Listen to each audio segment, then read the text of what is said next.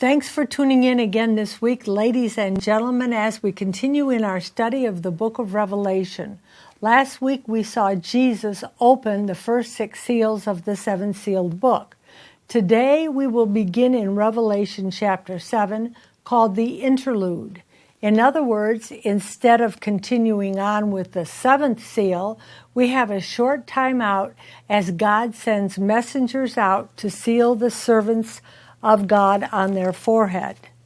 In the days of Elijah, God had 7,000 men who would not bow their knee to Baal.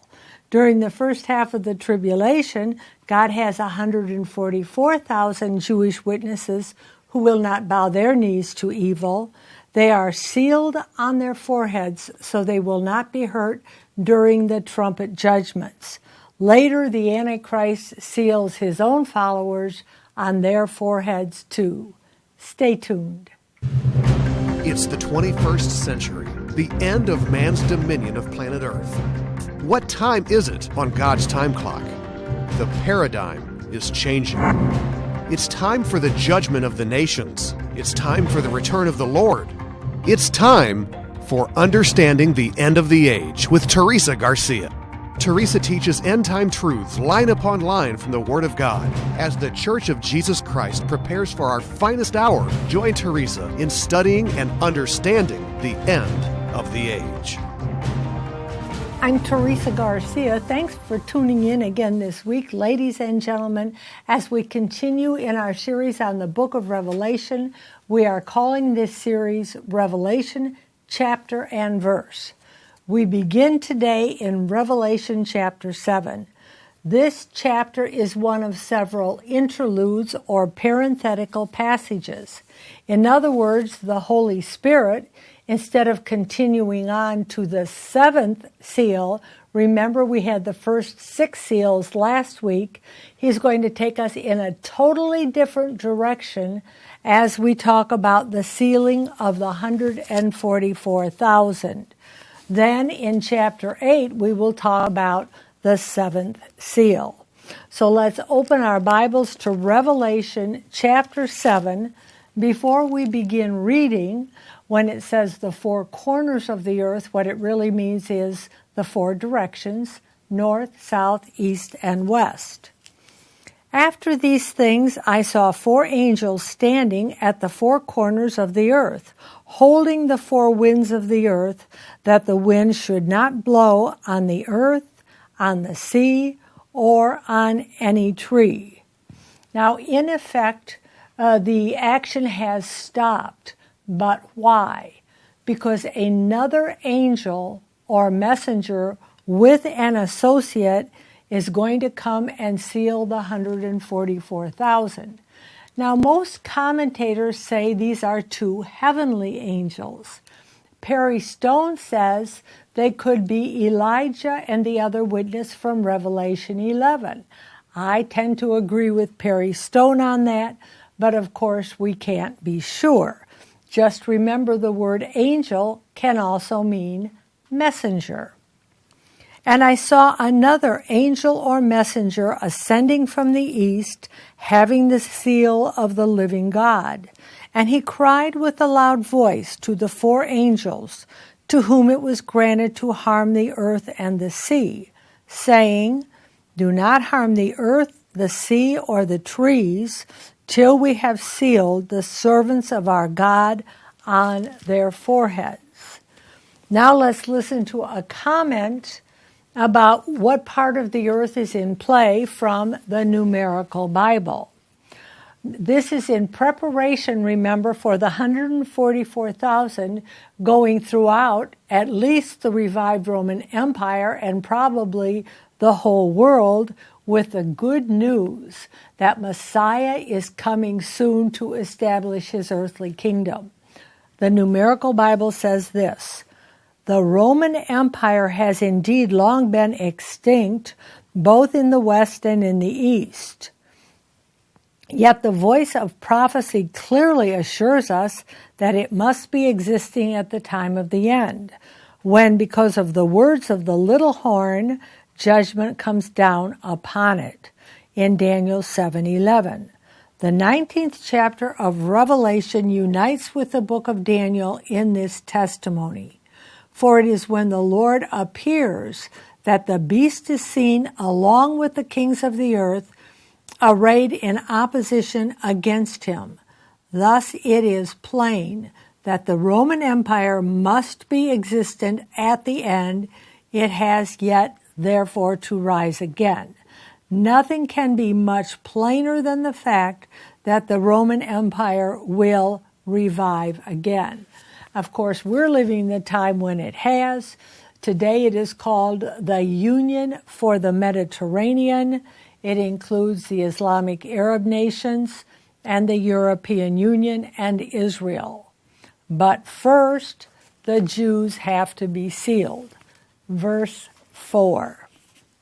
And I heard the number of those who were sealed, 144,000 of all the tribes of the children of Israel were sealed. Now there are actually 13 tribes because Joseph got a double portion. So whenever the tribes are listed, one tribe is omitted. In Revelation 7, that tribe is Dan. There are a lot of people who have opinions on why Dan is omitted, but it's not always Dan. It's different tribes in different parts of the Bible. What we know for sure is this. Daniel is back in the mix during the millennial reign, receiving their land grant, just like all the other tribes. We see that, for example, in Ezekiel 48, verses 1 and 2. But the 12 tribes in play here are 12,000 from the tribe of Judah, Reuben, Gad, Asher, Naphtali, Manasseh, Simeon, Levi, Issachar, Zebulun, Joseph, and Benjamin. Now, what is the fate of the 144,000? They are raptured midway through the tribulation before the great tribulation begins, and they are in heaven with the Father and Jesus when the great tribulation starts, according to Revelation 14. Then I looked, and behold, a Lamb standing on Mount Zion, and with him 144,000, having his Father's name written on their foreheads. They sang as it were a new song before the throne, before the four living creatures and the elders, and no one could learn that song except the 144,000 who were redeemed from the earth. These are the ones who were not defiled with women, for they are virgins. These are the ones who follow the Lamb wherever he goes. These were redeemed from among men, being firstfruits to God and to the Lamb. So the seal of the living God protects these Jews from the 7 trumpet judgments that will come in the next chapter. Now, if you remember, last week we discussed the 5th seal judgment in chapter 6, the cry of the martyrs. And the martyrs were given white robes and told to wait under the altar until they would be joined by the others who would be coming with them. So now here in chapter 7, we see more martyrs. Let's listen. After these things I looked, and behold, a great multitude, which no one could number, of all the nations, tribes, people, and tongues, standing before the throne and before the Lamb, clothed with white robes, with palm branches in their hands, and crying out with a loud voice, saying, Salvation belongs to our God, who sits on the throne, and to the Lamb. So these are the tribulation saints who will join the martyrs from Revelation 6.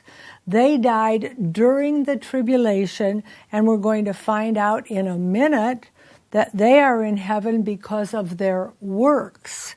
Then all the angels and elders stand around and worship God and say, Blessing and glory and wisdom, thanksgiving and honor and power and might be to our God forever and ever. And then John has a conversation with one of the elders. Then one of the elders answered, saying to me, Who are these arrayed in white robes, and where did they come from? And I said to him, Sir, you know. So he said to me, These are the ones who come out of the great tribulation, and washed their robes, and made them white in the blood of the Lamb. Therefore they are before the throne of God, and serve him day and night in his temple, and he who sits on the throne shall dwell among them. So now let's go ahead and listen to Bullinger's comment on them. He says this. In Revelation 7, verse 9, John saw a multitude. They are converts during the Great Tribulation. He says, these wash their own robes, implying works, not grace. So in other words, that illustrates that the church age was already closed. It closed at the beginning of the tribulation, and they are the tribulation saints. Next, we're going to learn what these saints on earth suffer from during the tribulation. Let's listen to that. It says, they shall neither hunger anymore, nor thirst anymore. The sun shall not strike them, or any heat. For the Lamb who is in the midst of the throne will shepherd them and lead them to living fountains of water, and God will wipe away every tear from their eyes. And so now we're at the end of Revelation chapter 7. Before we go to chapter 8, which will begin with the seventh seal, let's go back and remember what the first six seals were. That was the subject, you remember, of last week's show. Let's take a look. The first seal was when the first horseman, the Antichrist, rode out. He is the white horseman, and he leaves Israel after the peace treaty is signed and goes north. The second seal is the red horse. In my view, this is Babylon or Iraq, which takes the sword of Islam throughout the earth. The third seal is the black horse, Medo-Persia or Iran, which is famine and hunger, especially to the countries in the north that fought Israel in the Ezekiel War. The fourth seal is called pale, but is actually green. In my view, this is Rome.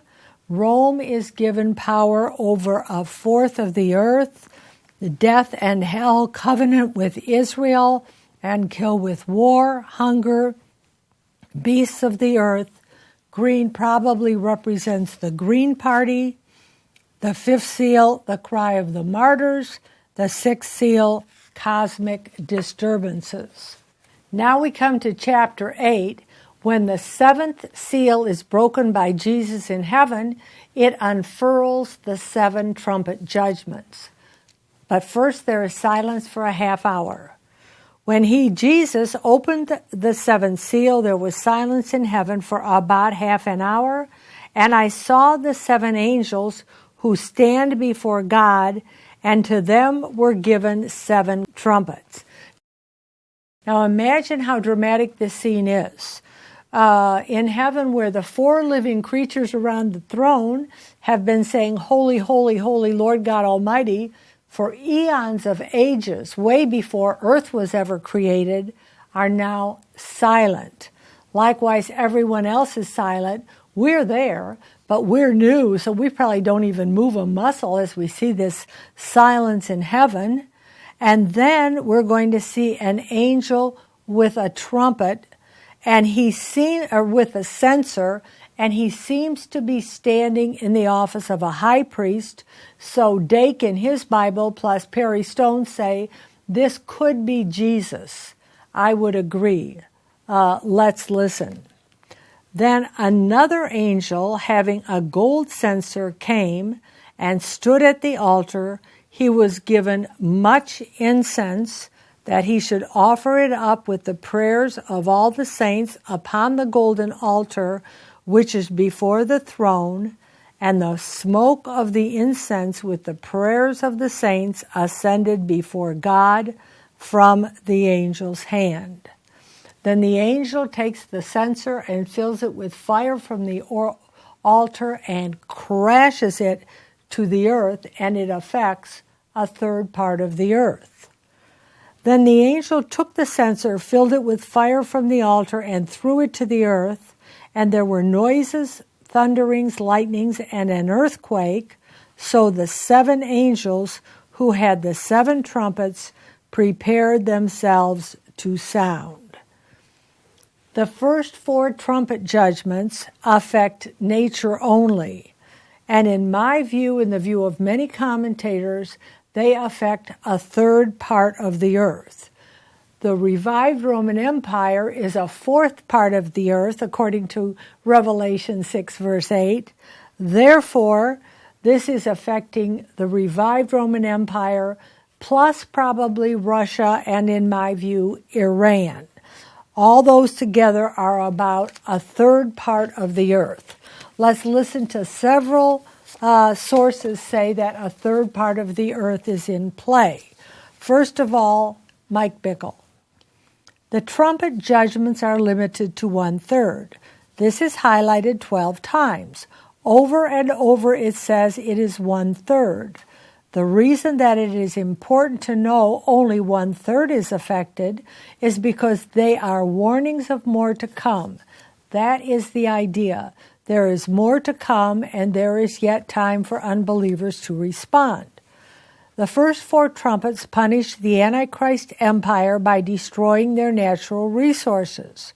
It destroys the food supply, it destroys transportation systems, it destroys the economy. It is not directly touching the people. The first 4 trumpets affect the people by affecting the sun, the food, and all that. Now remember, this is still the first half of the tribulation, and so when the economy starts to get destroyed, one wonders then when the Antichrist takes over, will some take the mark just so that they can eat? Now we will hear the numerical Bible also tell us that this is affecting a third part of the earth. It says this: with the hail and fire, blood is mingled here, a token of violent death, which shows the deadly character of a visitation by which the third part of the earth, the third part of the trees, and all green grass is burned up. The earth is not the globe, but the prophetic earth, and this is practically the territory of Daniel's 4 empires. So let's take a look at the prophetic earth of Daniel's 4 empires in Daniel chapter 7. It is actually Iraq, Iran, Greece, and Rome. Daniel spoke, saying, I saw in my vision by night, and behold, the 4 winds of heaven were stirring up the great sea. The great sea in the Bible is the Mediterranean. And 4 great beasts came up from the sea, each different from the other. And so the first beast is the lion, that's Iraq. The second one is the bear, that's Iran. The third one is the leopard, that's Greece. And the fourth one is the dreadful beast, the Roman Empire. Now Daniel wishes to know more about the 4th beast, and we're glad, because this is the one that is still in the future as I speak. Let's listen to Daniel getting the explanation from the angel on the 4th beast. In brackets is my interpretation. Daniel says, Then I wished to know the truth about the 4th beast, which was different from all the others, exceedingly dreadful, with its teeth of iron. Iron means Rome, Daniel 2:33, and its nails of bronze. Bronze means Greece, Daniel 2:32, which devoured, broke in pieces, and trampled the residue with its feet. And the 10 horns that were on its head, and the other horn which came up, before which 3, The three are Egypt, Ethiopia, and Libya, according to Daniel 11:43, fell. Namely, that horn or Antichrist, which had eyes and a mouth which spoke pompous words, whose appearance was greater than his fellows. We just learned, among other things, that from Daniel 7, that the 10 kings will come out of the revived Roman Empire. Today it's called the Union for the Mediterranean. Let's take a look at that in our map. Here is the revived Roman Empire. In the blue is the European Union. In the pink are the Islamic states and Israel. And so it includes the Islamic states of North Africa and the Middle East. It is a fourth part of the earth. If you add Russia and Iran, then it will be a third part of the earth. Now, we know that the Antichrist takes over the revived Roman Empire in the first half of the tribulation, and by the way, that is the subject of Daniel chapter 11, verses 40 through 45. During the second half of the tribulation, he tries to take over the whole earth. So let's go back now to Revelation 8. Remember, we're talking about the first 4 trumpet judgments, and let's find out what they are.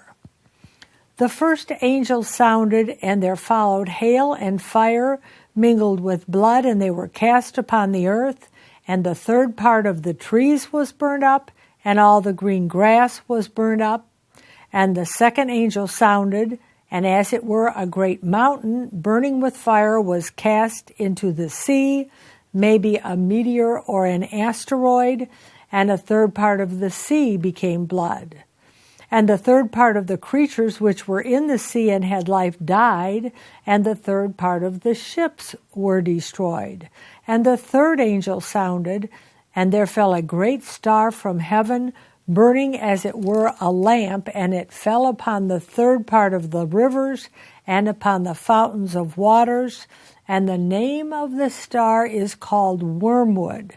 And the third part of the waters became wormwood, and many men died because of the waters, because they were made bitter, maybe nuclear. And the third part of the sun was smitten, and the third part of the moon, and the third part of the stars. So as the third part of them was darkened, and the day shone not for a third part of it, and the night likewise. So again, then, many scholars agree that these are not judgments on a literal one-third of the world, but rather on some people who live in a third part of the earth.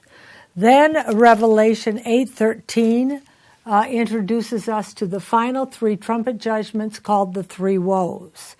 And I looked, and I heard an angel flying through the midst of heaven, saying with a loud voice, "Woe, woe, woe to the inhabitants of the earth, because of the remaining blast of the trumpet of the 3 angels who are about to sound."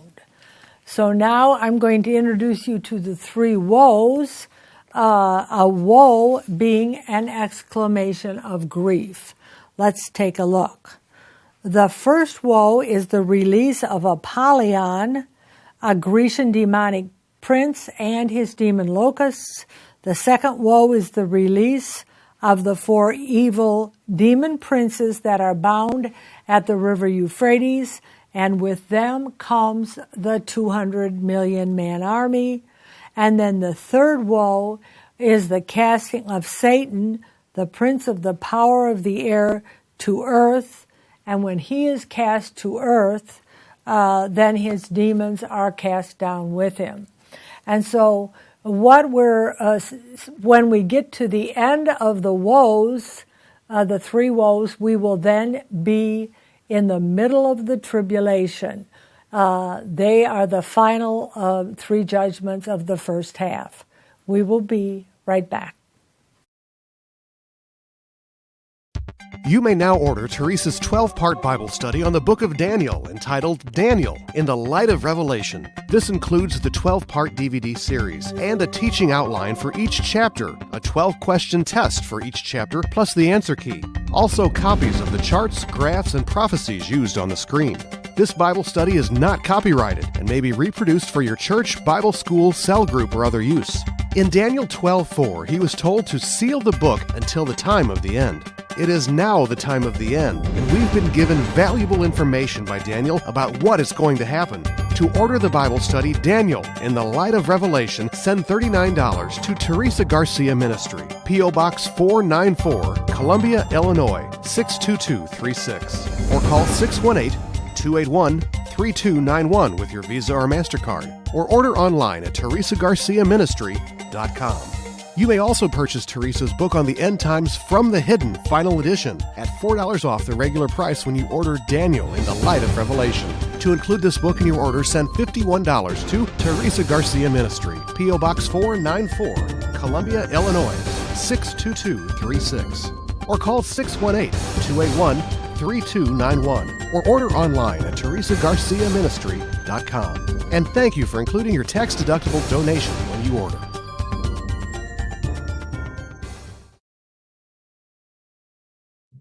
In Revelation 1, verse 3, John writes, "Blessed is he who reads, and those who hear the words of this prophecy." Tap into this blessing by studying the book of Revelation. Theresa's 12-part DVD series, Revelation, Chapter and Verse, will guide you step by step through the 7 churches, the rapture, the tribulation, and the return of the Lord. She closes the series with a discussion of the millennium, the great white throne judgment, and eternity. Revelation, Chapter and Verse includes outlines, charts, maps, and quotes from experts in eschatology as we discuss Revelation line upon line. This series includes 12 questions for each of the 12 lessons, plus an answer key. To order your 12-part DVD series, Revelation, Chapter and Verse, send $67 to Theresa Garcia Ministry, P.O. Box 494, Columbia, Illinois, 62236. Or call 618-281-3291. Or order online at teresagarciaministry.com. Theresa also quotes repeatedly from the book From the Hidden Final Edition in this series. You may purchase From the Hidden at a discount price of $12. To include the book From the Hidden Final Edition with your order, send $79 to Theresa Garcia Ministry, P.O. Box 494, Columbia, Illinois, 62236. Or call 618-281-3291. Or order online at teresagarciaministry.com. Next week we will discuss the first 2 woes in Revelation 9 and the mighty angel of Revelation 10. Pray for the peace of Jerusalem, and we will see you again next week. Thank you for watching Understanding the End of the Age with Theresa Garcia. You may contact us at Theresa Garcia Ministry, P.O. Box 494, Columbia, Illinois, 62236. Or call 618-281-3291. Or visit us online at teresagarciaministry.com. You may also find us on Facebook and Roku at Theresa Garcia Ministry. For prayer requests, call 618-281-3291 or mail them to us at Theresa Garcia, P.O. Box 494, Columbia, Illinois, 62236. Be sure to join us again next week for Understanding the End of the Age with Theresa Garcia.